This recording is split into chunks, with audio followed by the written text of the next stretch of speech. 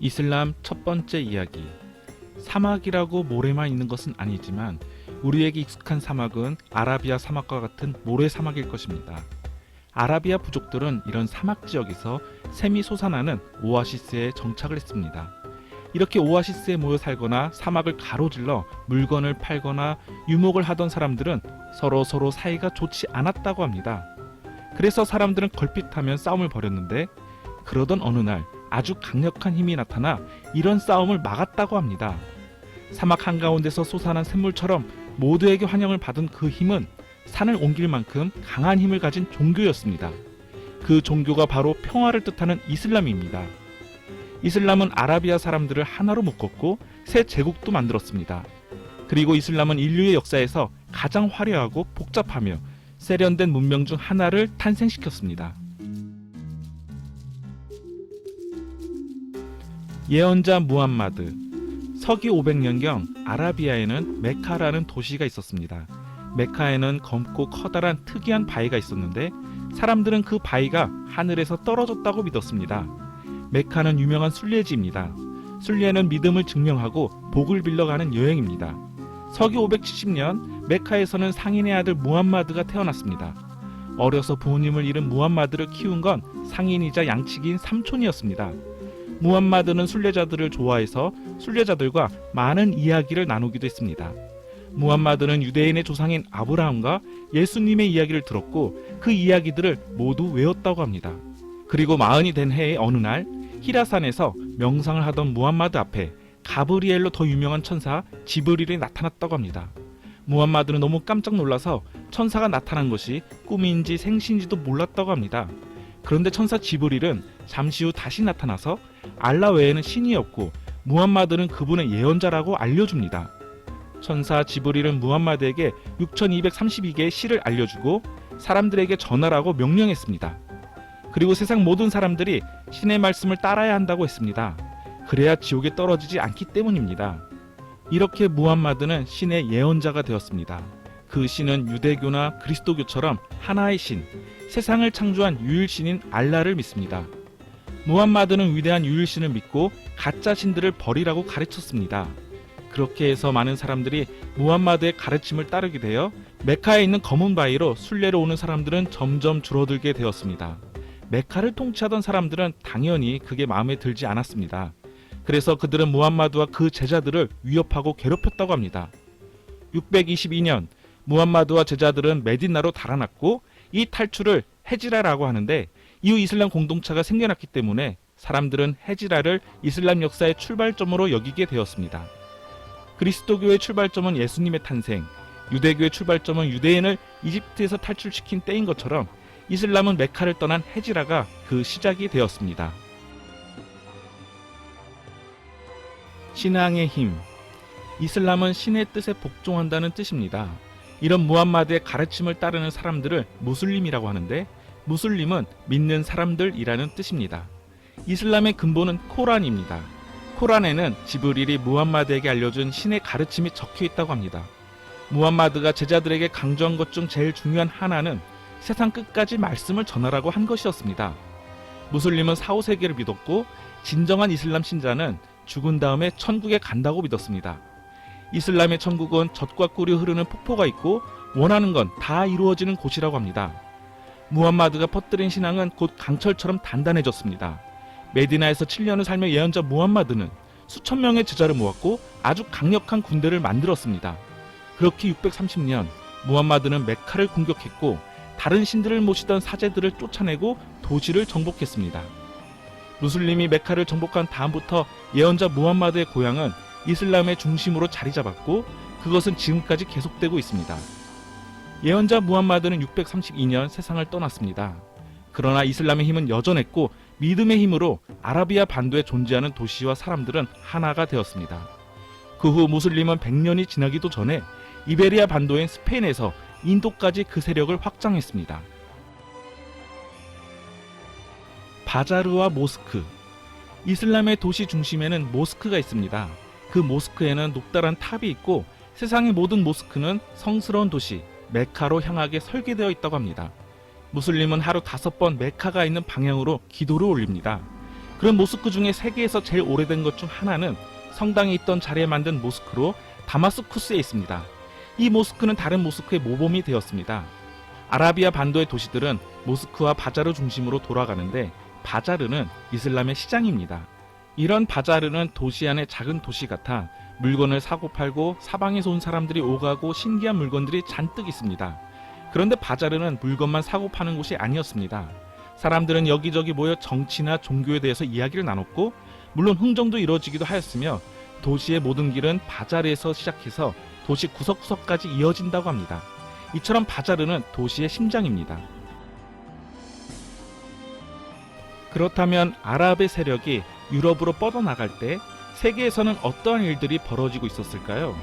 무슬림 군대는 아라비아 반도를 통일하고 밖으로 나와서 아프리카에서 이베리아에 이르는 땅을 정복했습니다. 그리고는 본격적으로 유럽 공격에 나서게 되었습니다. 이런 아랍 군대는 종교로 무장한 강한 정신력과 질서가 잘 잡혀 명령을 잘 따라 무적의 군대 같았습니다.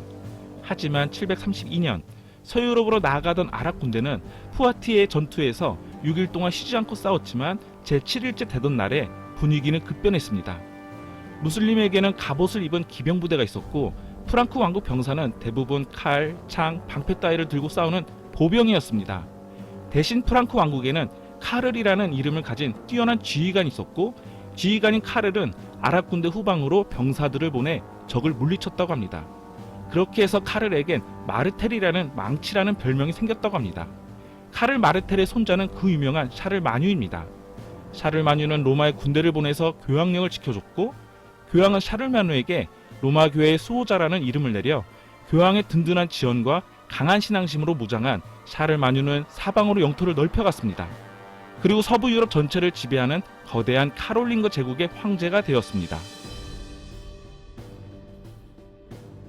이슬람 두 번째 이야기. 이슬람 제국을 다스린 건 신의 대리인이라는 뜻의 칼리프였습니다. 칼리프는 예언자 무함마드의 후계자들입니다. 칼리프 밑엔 아미르가 있었고 아미르도 넓은 지역을 다스렸습니다. 나중에는 이슬람 제국에 속하지 않는 이슬람 왕국들이 등장하게 되는데 이곳을 다스리는 사람을 술탄이라고 합니다. 이슬람의 통치자들은 유목민의 천막처럼 간단한 집에서 살았다고 합니다. 장식품이나 가구 같은 것도 전혀 없었고 남자가 사는 곳과 여자가 사는 곳은 완전히 나누어져 있었습니다. 남자는 아내를 넷까지 둘 수 있었고 여자들은 바깥 남자들이 들어올 수 없는 곳 하렘에서 살았다고 합니다. 전해오는 이야기에 따르면 어떤 술탄들은 하렘에서 수백 명의 여자들을 거느렸다고 합니다. 즉 하렘의 크기가 술탄의 권력을 상징했습니다.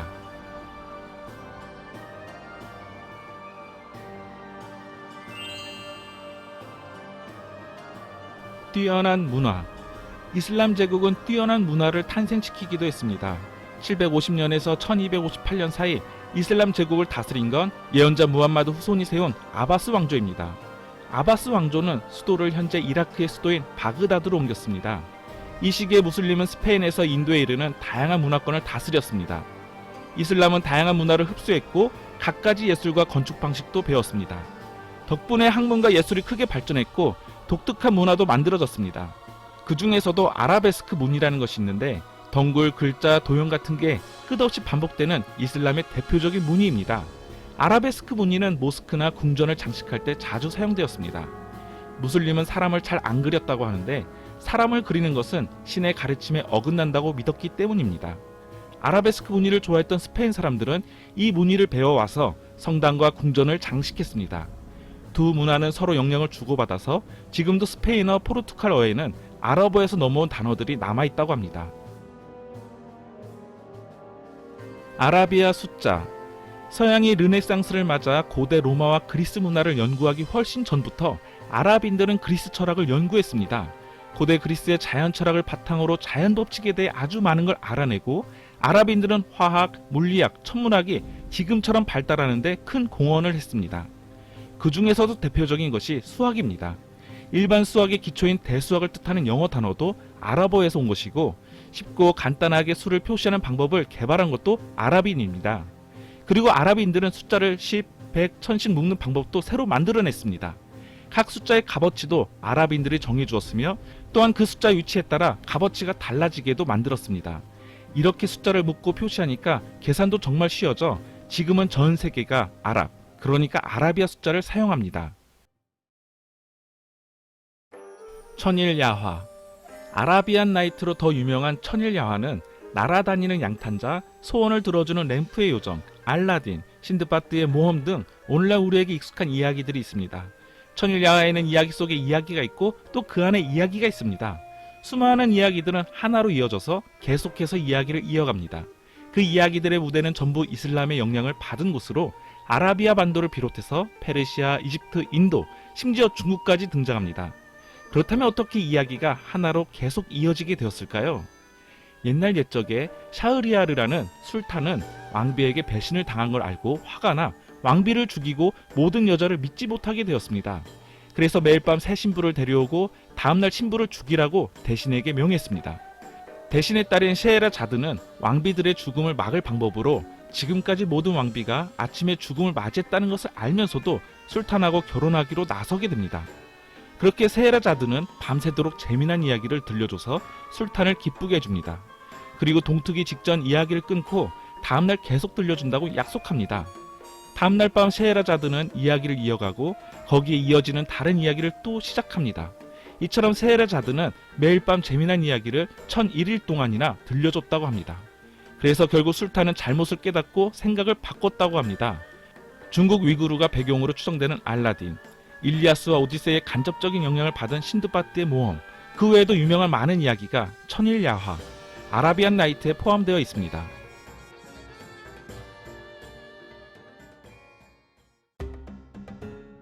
이슬람의 영향. 몇백 년이 지나자 거대했던 이슬람 제국도 무너지기 시작했습니다. 1258년 바그다드는 몽골의 침입을 받아 폐허가 되었습니다. 몽골을 지배하던 훌라구 칸은 징기스칸의 손자입니다.